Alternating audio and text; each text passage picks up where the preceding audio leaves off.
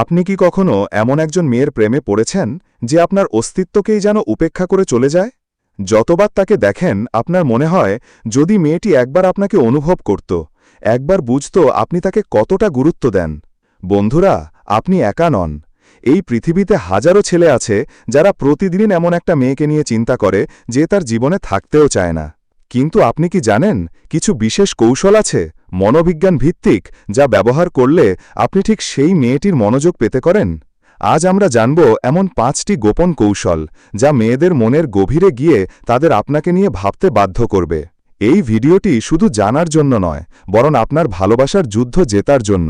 10 পর্ব 1, মানসিক প্রতিচ্ছবি তৈরি করুন, মেন্টাল মিররিং। আমাদের মন এমনভাবে কাজ করে যেখানে আমরা আমাদের মতো মানুষদের প্রতি বেশি আকৃষ্ট হই। আপনি যদি মেয়েটির মতো কথা বলেন, তার মতো ভাবেন, তার ভালো লাগার জিনিসগুলোতে আগ্রহ দেখান, তবে সে অবচেতনভাবে ভাববে আপনি তার মতো। এই কৌশলকে বলা হয় মেন্টাল মিররিং। যখন তুমি আমার মতন ভাবো, আমি তোমায় আপন মনে করি। এরা উদাহরণ।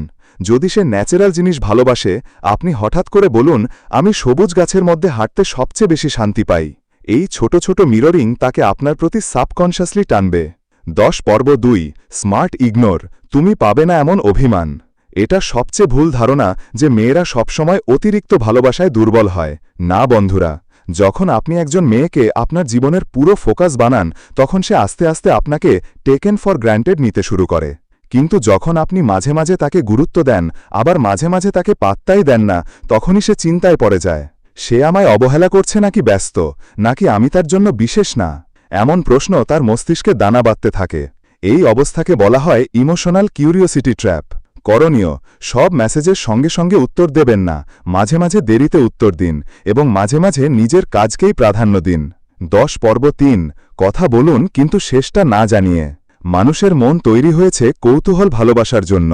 আপনি যদি এমনভাবে কথা বলেন যেখানে আপনি একটা গল্প শুরু করেন কিন্তু হঠাৎ করেই বলেন, আচ্ছা থাক, এটা একদিন বলবো, তাহলেই সে ভেবে কুল পাবে না আপনি কি বলতে চেয়েছিলেন। এরা উদাহরণ। আজ অফিসে এমন একটা জিনিস ঘটল যেটা তুই শুনলে চমকে যাবি, থাক পরে বলবো। এই রহস্য তাকে বারবার আপনাকে নিয়ে ভাবতে বাধ্য করবে। এটিকে বলা হয় কগনিটিভ লুপিং।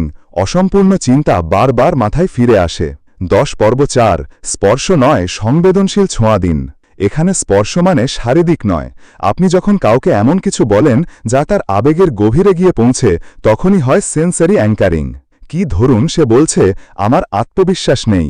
আপনি বলুন, তোমার চোখের ভাষা বলে তুমি নিজের চেয়েও বেশি কিছু হতে পারো, শুধু তোমাকেই সেটা বিশ্বাস করতে হবে। এমন কথাগুলো তার মনে রয়ে যায় অনেক দিন। এটা শুধুই কথা নয়, এটা তার আত্মার দরজায় কড়া নাড়া দেওয়া। 10 পর্ব 5, চেহারার চেয়ে চারিত্রিক রহস্যে বিনিয়োগ করুন। মেয়েরা প্রথমে চোখ দিয়ে দেখলেও শেষ পর্যন্ত মনের গভীরেতেই পড়ে। আপনি যদি নিজের জীবনের সব গল্প একদিনেই বলে দেন, তাহলে আপনি তার কাছে ফাঁকা বই হয়ে যাবেন। করণীয়: সবকিছু একসাথে শেয়ার করবেন না, বরং ধীরে ধীরে এমনভাবে নিজেকে প্রকাশ করুন যেন সে প্রতিবার নতুন কিছু আবিষ্কার করে। তার মনে যেন হয়, এই ছেলেটা আমাকে প্রতি সপ্তাহেই একটু করে নতুনভাবে চমকে দেয়।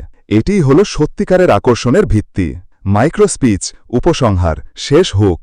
বন্ধুরা, এই 5টি কৌশল শুধু প্রেমে পড়ানোর জন্য নয়, বরং একজন মেয়ের মনের গভীরে স্থায়ীভাবে জায়গা করে নেওয়ার জন্য। আকর্ষণ একটা খেলা নয়, এটা একটা শিল্প। আর এই শিল্পে আপনি যদি একজন শিল্পী হতে চান, তাহলে এই কৌশলগুলো শুধু শুনে রেখে দেবেন না, প্রয়োগ করবেন। আপনার আত্মবিশ্বাস, ধৈর্য আর বুদ্ধিমত্তা যদি একসাথে কাজ করে, তাহলে সেই মেয়েটি একদিন আপনার দিকেই ফিরে তাকাবেই। আর যদি স্ক্রিপ্ট ভালো লেগে থাকে, তাহলে কমেন্টে লিখে জানান আপনার প্রিয় কৌশল কোনটি।